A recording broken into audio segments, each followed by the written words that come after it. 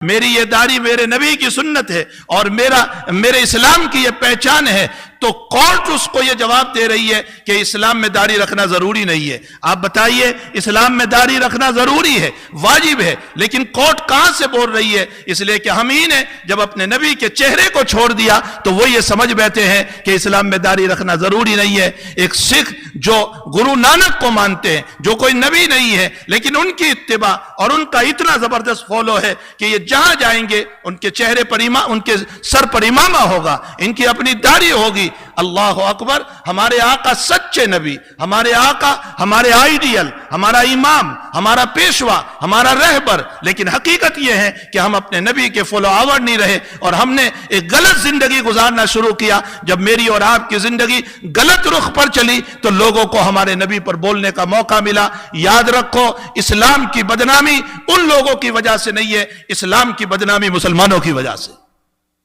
ہم نے خود ہی اپنے آقا صلی اللہ علیہ وسلم کو بدنام کر دیا۔ ہم ذات میں لڑے، ہم بات میں لڑے، ہم قوموں پر لڑے، یہ فلاں کا ہے، یہ فلاں کا ہے، یہ ہمارا نہیں ہو سکتا، یہ دوسری کنٹری کا ہے، یہ دوسرے ملک کا ہے، یہ دوسرے اسٹیٹ کا ہے، یہ فلاں مسجد کا ہے، یہ ہماری مسجد کا نہیں۔ ہم کرسی پر لڑے، ہم عہدوں پر لڑے، ہم ذاتی مسائل پر لڑے، جس کی بنیاد پر ہمارا شرازہ بکھر گیا، ہماری طاقت ختم ہو گئی، ہماری بولنے کی ہمت ختم ہو گئی۔ اللہ تعالیٰ قرآن کریم میں فرماتے ہیں، لا تنازعوا فتفشلوا وتذهب ريحكم، اختلاف نہ کرو ورنہ میں تمہاری طاقتوں کو ختم کر دوں گا اور دوسروں کو تم پر غالب کر دوں گا۔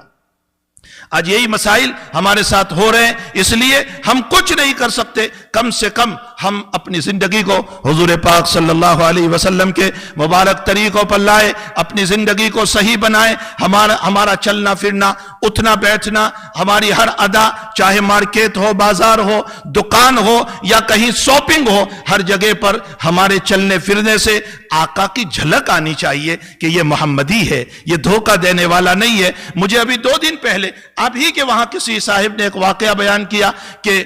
ان کے والد صاحب یا ان کے چچا کے پڑوس میں یہاں کے گورے صاحب رہتے تھے، اور ان کا معمول تھا کہ وہ جو بھی اپنے گھر میں پکاتے وہ ان کے گھر پہ بھیجا کرتے تھے۔ نتیجہ یہ ہوا کہ اس کھلانے کے نتیجے میں اتنی محبت ہوئی کہ اس کے مرنے کے بعد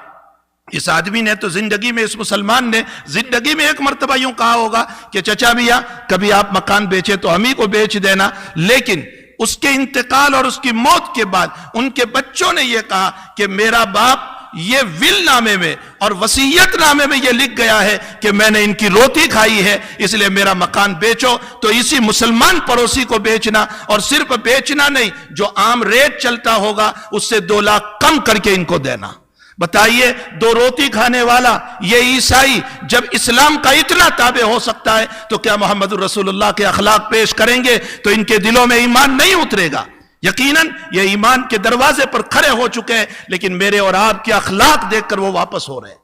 کہ یہ دھوکہ دینے والا، یہ فریب دینے والا، یہ لڑنے والا، یہ ایک دوسرے کی عزت کو پامال کرنے والا، یہ دوسرے کو بدنام کرنے والا، اگر اسلام اسی کا نام ہے تو پھر میری عیسائیت برابر ہے،